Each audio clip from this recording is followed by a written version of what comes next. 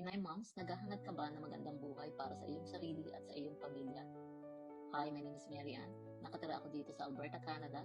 I'm a mother of 3, isang nurse at isang proud digital business owner. Hayaan niyo po ako ibahagi sa inyo ang maiksing video na ito kasama ko ang aking isang business partner na ibabahagi po namin sa inyo kung paano kami nagsimula ng isang online business at kung paano nabago ang aming buhay. Sana habang pinapanood mo ang video na ito ay makita mo rin ang opportunity na pwede makapagpabago ng buhay. Hi, magandang araw po. My name is Eleanor Anderson and sa ngayon nandito kami sa San Diego, California and this is Hi, my name is Mary Ann. the reason na nag-start kami ng digital business, kagaya niyo din, kung nakikita niyo yung video na to, nung una naghahanap lang talaga ako ng extra income para mapadala sa Pilipinas. Pero nung umalis ako ng Pilipinas, back 2018, dala ko lang pangarap at milyong-milyong utang galing sa Pilipinas. Alam niyo yun? So, nung nawala yung mama ko ng 2018, she went to be with the Lord. And then I found this business 2019. So, yun yung most regretful moments ko. Kasi, sana nakita ko siya nung buhay pa yung mama ko. So, eventually, nung ginagawa ko tong business, doon ko na nabayaran namin para sa hospital ng mama ko na ginamit namin nung nasa Pilipinas ako. So, ayun. So, this business gave a lot to me. Mary Ann has her own story why she started to look for a side hustle. Miss Mary Ann, go ahead.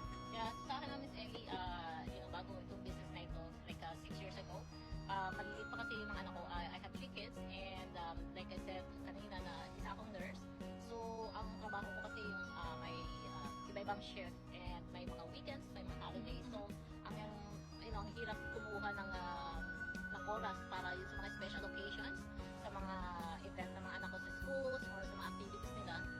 Mahirap bilang isang ina na wala ka doon sa mga important yung mga important na okasyon.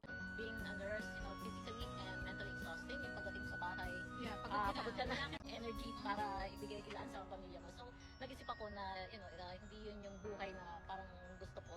So, I love nursing. So, nag-isip ako ng pwedeng like another side hustle na pwede kong gawin beside my nursing.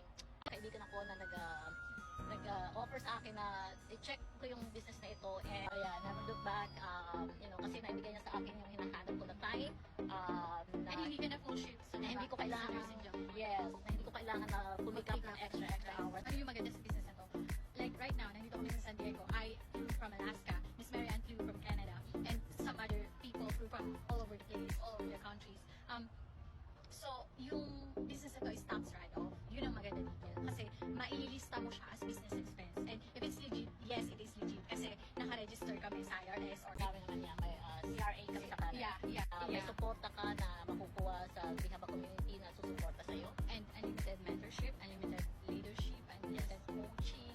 You don't like where you are, do something about it. That's right, yeah. So, Yeah, increase, take action right now. That's right. Thank you very much. I hope we inspire you. Makakuha ka ng idea o inspirasyon sa video na ito, huwag mo na itong palampasin. Message me or pwede mo rin i-visit ang aking website na nakikita mo dyan sa screen para sa free webinar. Dito mo makikita kung paano talaga gumagana ang business na ito na kung paano rin na pwede makatulong sa iyo. God bless and see you in the inside.